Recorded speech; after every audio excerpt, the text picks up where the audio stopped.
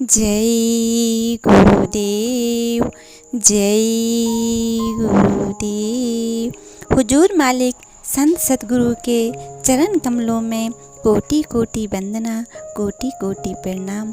प्रेमी संगत जी, आप सभी को सादर जय गुरुदेव।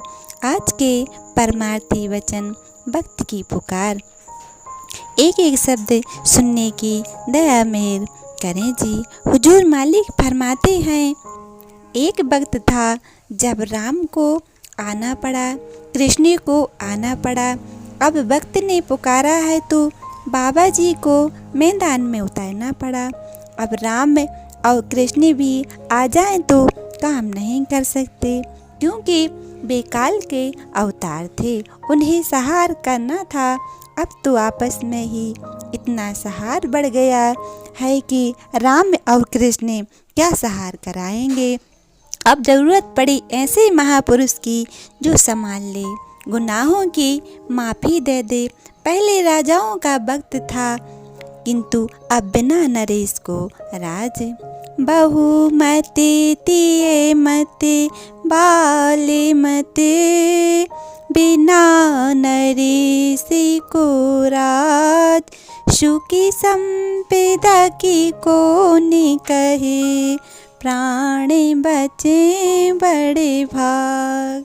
कहे कबीर बा घर चलो, जहीं काले ना जाई। अब राम को या कृष्ण को तीर धनुष या चक्र सुदर्शन चलाने की जरूरत नहीं पड़ेगी। सबकी क्रिया कर्म की तलवार ही सफाया कर देगी, फिर परिवर्तन हो जाएगा। अब यह बात स्पष्ट होती चली जा रही है। बाबा जी सबको समझाया कि आगाह कर रहे हैं, मार्गदर्शन कर रहे हैं। जो उनकी बातों को मानेंगे उनकी रक्षा हो जाएगी, जो नहीं मानेंगे उनके लिए उन्हीं के कर्मों की तलवार उनके सिर पर लटक रही है। कोई क्या कर सकता है। हुजूर मालिक फरमाते हैं, बराबर सबको आगाह कराया जाता है कि सब लोग बुराइयों से बचो, अच्छे काम करो। आगे समय आ रहा है परिवर्तन का। मैं चाहता हूँ कि आध्यात्मिक विद्या को सब लोग अपना लो, रूहों को, आत्माओं को जगा लो और इस काल के देश से निकल चलो। यह परदेश है, यहाँ सुख नहीं, अपना देश सत्यलोक है। तुम्हें जगाने के लिए ही मैं सारे परिश्रम कर रहा हूँ। कुछ समय तुम पूजा में, इबादत में दो।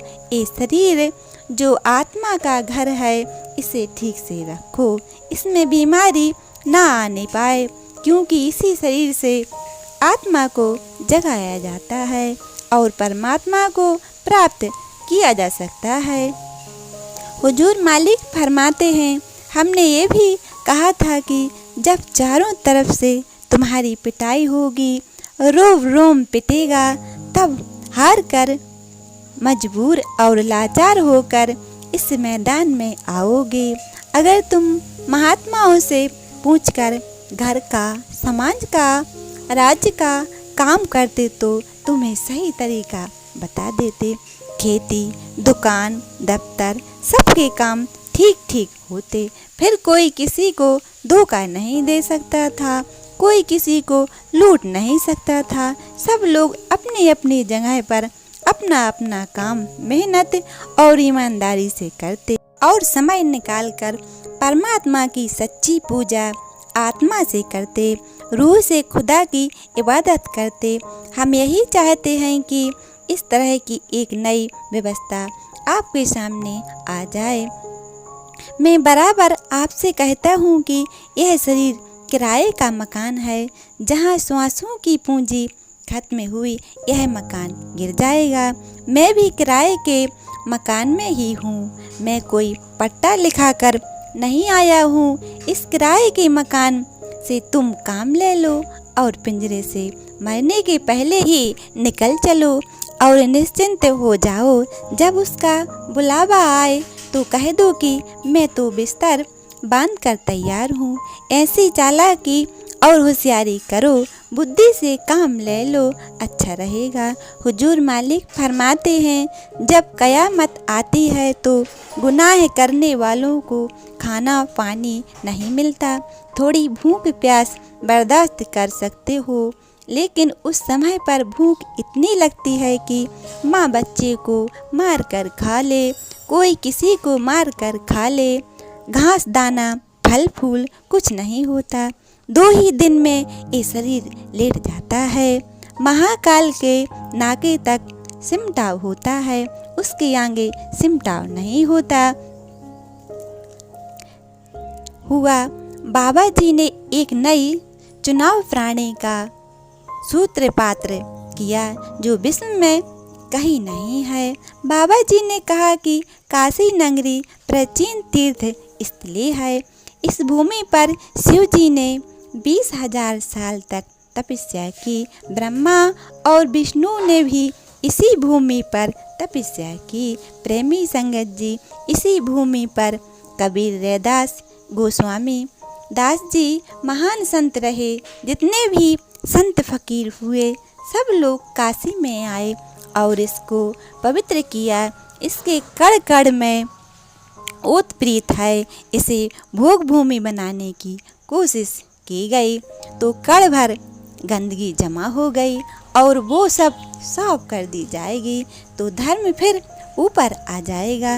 हुजूर मालिक फरमाते हैं सब लोगों की यही चाह रहती है कि आनंद मिले, इसलिए लोग धन दौलत जमा करते हैं, महल कोठियाँ बनाते हैं, परिवार बसाते हैं, फिर भी आनंद नहीं मिलता। अब तो सहारा चाहिए। संत क्षमा करते हैं, रक्षा करते हैं, नाम की डोर पकड़ाते हैं।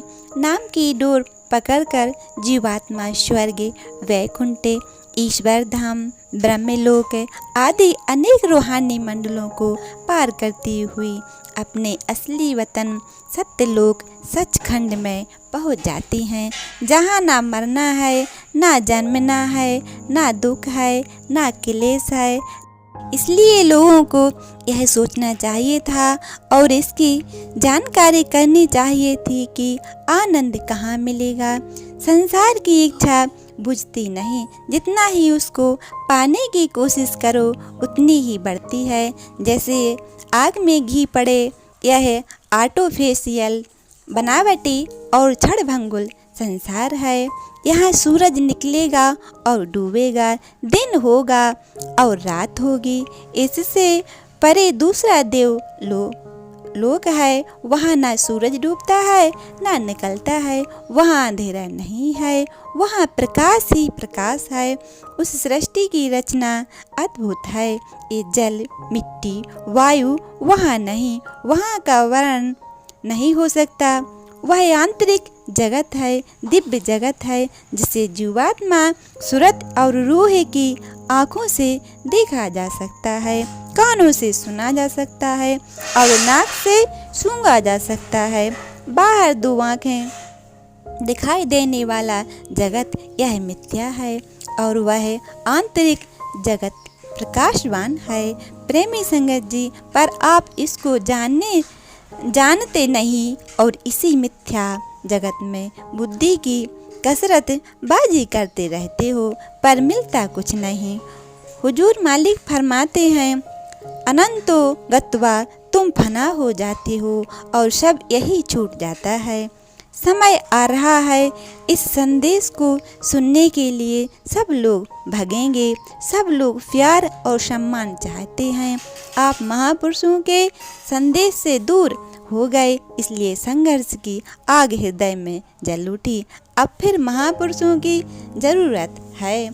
आज के लिए इतना ही। जय गुरुदेव, जय गुरुदेव। ऐसे ही मालिक संत सद्गुरु के वचन रोजाना सुनने के लिए आप अपने ही चैनल आत्मज्ञान को सब्सक्राइब कर लीजिए और साथ में बेल आइकन भी प्रेस कर लीजिए, ताकि हम जैसे ही नई वीडियो डालें तो उसकी नोटिफिकेशन आप तक पहुंच जाया करेगी।